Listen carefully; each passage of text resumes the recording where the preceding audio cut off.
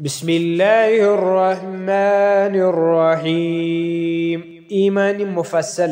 آمنت بالله وملائكته وكتبه ورسله واليوم الآخر والقدر خيره وشره من الله تعالى والبعث بعد الموت.